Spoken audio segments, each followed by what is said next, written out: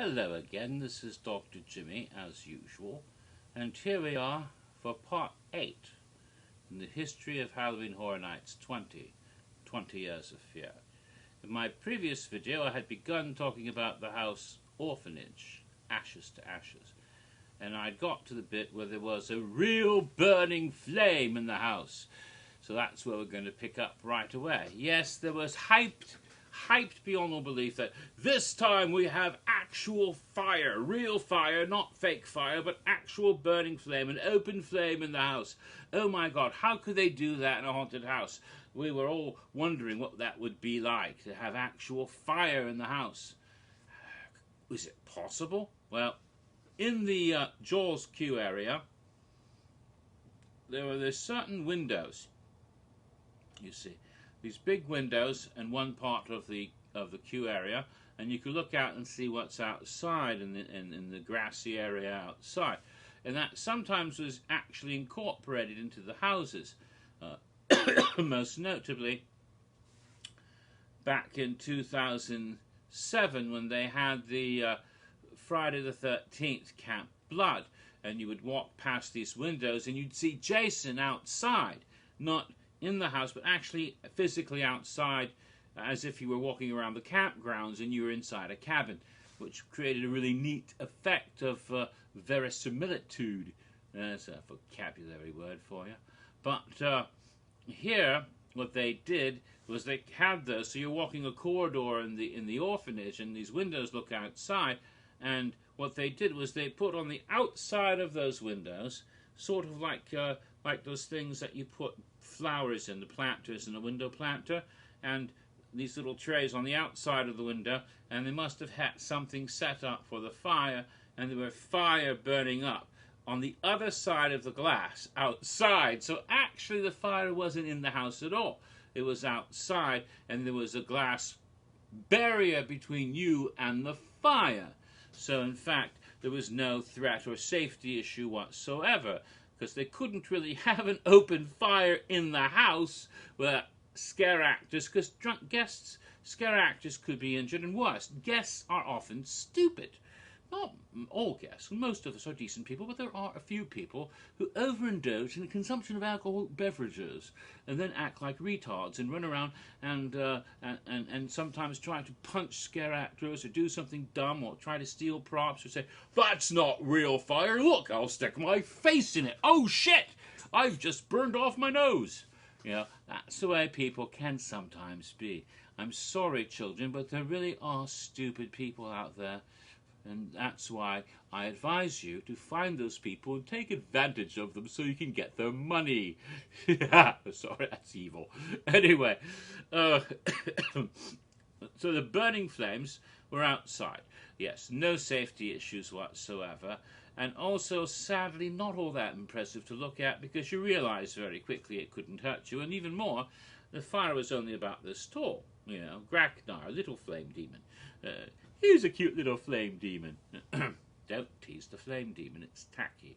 Okay, so you have that going on outside. So that was not that great of an effect. And it was really amazing that that was the one that was hyped, because there was an effect in the house that was bloody awesome. Bloody awesome. It was one of those ghost effects. What do they call it? Potter's ghost? Somebody's ghost. I don't know what it's called.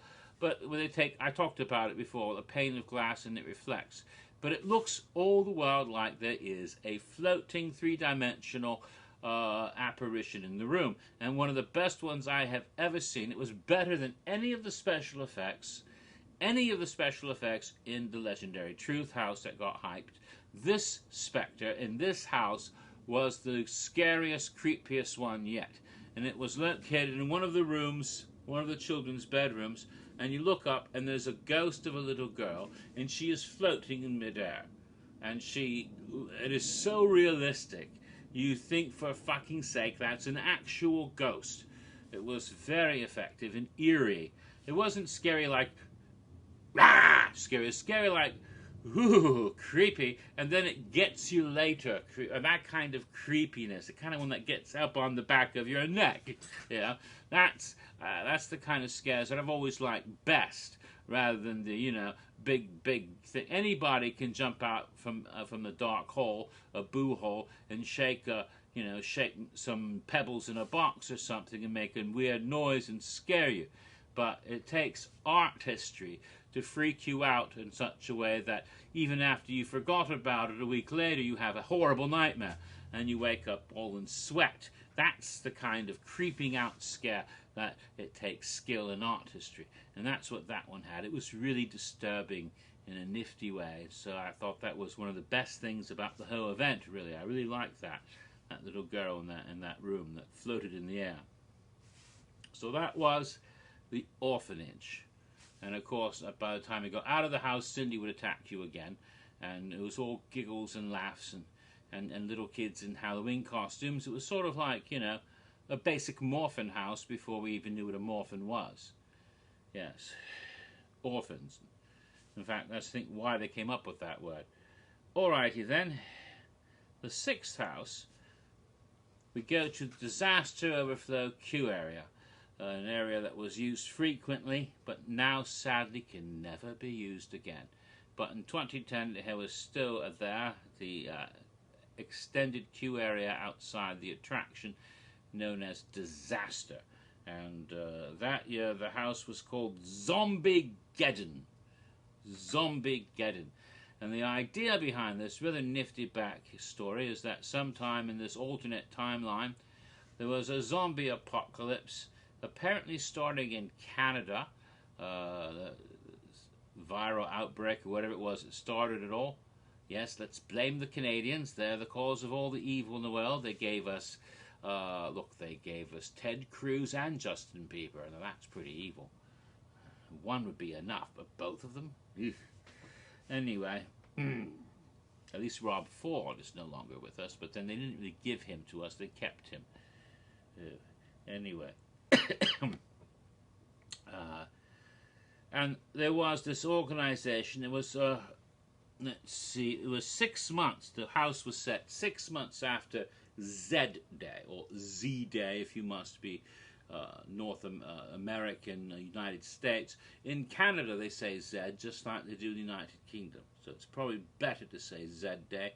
And, you know, Z is the letter for zombie. Yes. And the North American Zombie Initiative, which has really unfortunate acronym, if you think about it. They set up a program called ZAP, which is a much better acronym, the Zombie Awareness Program. And various franchises would then have this and start working on these franchises on teaching people how to deal with the zombie situation and learn the rules of survival in a post-zombie apocalypse world. And basically there's a little bit of homage or rip-off, whichever one you prefer, or inspiration from a film called Zombieland, which of course had Jesse Eisenberg and Woody Harrelson and then a few other actors, and they killed Bill Murray. My God, what's wrong with them? And also they had in that the rules, you know, like double tap, always shoot twice, you know, cardio, make sure you can run when you have to, you know, avoid public toilets. That's the worst place to be when you're attacked by a zombie, is sitting on the toilet. Or, you know, all that sort of thing that they had to learn to survive in the zombie land. And also there was another little book by Max Brooks, the Zombie Survival Guide, and that was also something that could be used as inspiration. So all of these things, the rules for surviving a zombie apocalypse, and these people supposedly trained average people like you and me how to be hardcore zombie survivalists. And they did this with real zombies, and they wore those nifty little collars and bright orange things, just like the ones from Fido. Remember, they had the Fido-like zombie drill team back in 2008 as well. So another homage to Fido was worked in here. So that was quite adorable, and you know, the domesticated zombies with the collars. Now, here's the problem. This whole thing was set up in New Orleans. And then apparently outside this facility there's a Mardi Gras going on. Why would you hold a Mardi Gras parade after there's been a zombie apocalypse? Well, you know, and of course something happened, a sort of catastrophe, which I'll get to later, because that part of the story is actually a real scare zone outside the building where the house is. So the scare zone and the house actually were interlocked completely as part of each other's storyline. It was rather amazing. But apparently this facility in New Orleans, a float crashed into the building at one point, and because the float crashed into the building, it knocked out the power grid, and all those zombie callers switched off. And now, instead of being zombies that can be controlled, they become zombies that want to eat your face! And that's what happened, you see. And so all of a sudden you're in fucking danger in this facility because the zombies are out to eat you. Ah! Nom nom noms. So that's the house. It's quite delightful. You go through the facility. There's some really amusing videos as you enter. And you go through the facility and you see some of the zombie training things going on with a guy whacking the zombie and showing you what to do with it. The zombie is controlled by his collar. And then you go a little further and you see some of the other so-called tame zombies. And my favorite scene, of course, the zombie nursery, filled with little bitty zombie babies sitting there, lying in their little bastinets, a little like a hospital, you know, in the hospitals when they have the newborns behind the window and you look and say, oh, is that mine? Is that mine? Ooh, that's not mine, is it? He's got 3 noses there. You know, so you've got these little babies there and they're set up with the mirror, and all of a sudden while you're looking at them, they lurch forward and go, ah, because they want to eat you. They don't just want to suckle on and milk. They want to bite those nipples off with their little gums because they don't have teeth yet, thank God. But they're going to be gumming you. They're probably the most harmless zombies because they don't, you know, newborn babies. They'll just be gumming you. And you're like, oh God, get these things off of me. Ew, as they try to infect you with, and they can't because they have no teeth. That's what they should do. Just take all the teeth out of the zombies and then... Why hasn't anyone thought of that? Just pull all their teeth. Well, you get old fucks who are zombies and they don't have teeth to begin with. And take the dentures out. Imagine the poor zombie who has dentures when he's alive. He gets bit. Then he goes, and flip, the dentures fall out. And it's like... And he doesn't get to eat anything. He's starving. Poor zombie. Anyway, it's just an aside. So the little baby zombies are in there and they lurch forward. You see the little eyes glowing. It's rather nifty. Very adorable. But as you go deeper into the house, all of a sudden you hear this sudden noise and there's sort of a shaking. And that's when the float crashes into the building you see outside. And that's when it's, oh shit, because then the zombies no longer, the collar is no longer activated. Now they're coming after you. And so you go through some very harrowing rooms where the zombies that were supposed to be contained are now no longer contained. And you finally go out through the garage where all the mechanics have been devoured and the zombies are lurching out from behind all the various motor cars and things that are in that area, motorcycles and others. It is quite harrowing at the end. It goes from an amusing house to a very freaking scary house at the end. That is, depending on how scared you are of zombies. I've always been a little bit frightened of them. I think it's just because, you know, the thought of someone decaying and then wanting to touch you all over. It's like that what was it, Return of the Living Dead, where all the old dead guys came out of the ground and, you know, got all over her, and she's naked to begin with. And yet when she comes out and becomes a zombie herself, she hasn't got a bloody scratch on her. Where the hell did she get bit? Or did she just suffocate? Or maybe they didn't have teeth and they couldn't get to her brain. Because remember, in that movie, all they want to eat is your brain. In that movie, there's different realities, different rules, different types of zombie movies for some reason. So that was Zombiegeddon. All right, now the 7th house, as we go now to the houses in the sprung tents. The World Expo warehouses, no one ever calls them that. Sprung Tent 1, Sprung Tent 2.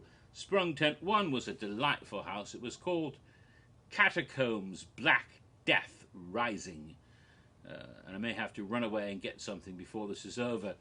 Anyway, Catacombs Black Death Rising was located in Sprung Tent 1.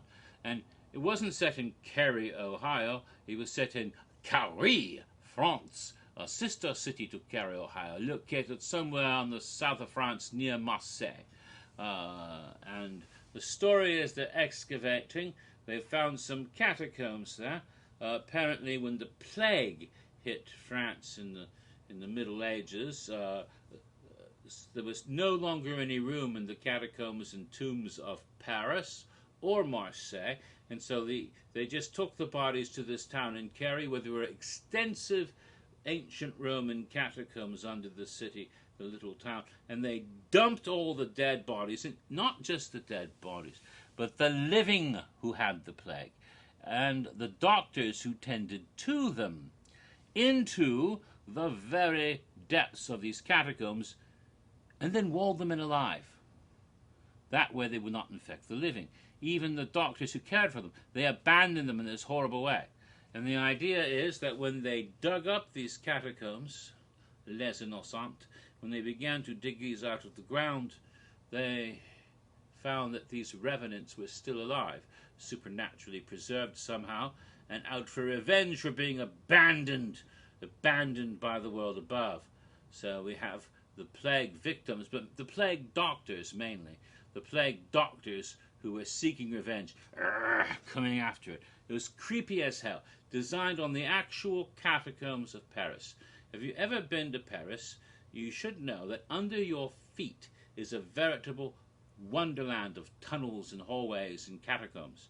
I've been in some of them that were incorporated into, there's certain bars in the Marais. Let's see, how do I phrase this without embarrassing myself? There are certain establishments in the Marais that cater to a particular subculture. There's one actually on, I think it's the Rue de Perenelle. It's the woman from Harry Potter. You know, the guy who was the alchemist. What's his name? His wife was Perenelle. He had Nicholas Flamel, his wife.